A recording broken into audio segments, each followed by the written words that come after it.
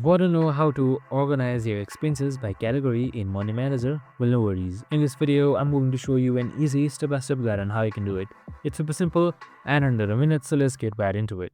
Now, first things first, just simply open up your Money Manager application. So we have also created some videos regarding Money Manager, which is available on our channel, so make sure to watch it. So now once everything is done, on the bottom right side, you should be seeing more right here. You can just simply select that.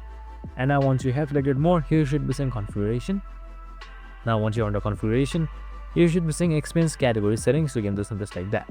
Now right here you can just simply organize your expenses by categories. So you can just simply delete or add by just simply selecting this food icon right here. You can just simply delete by selecting that, or add on the top right side. You can just simply select that by adding it as well. So select this right here and then select save, and you should be good to go. Now you can also order it and edit it as well by default.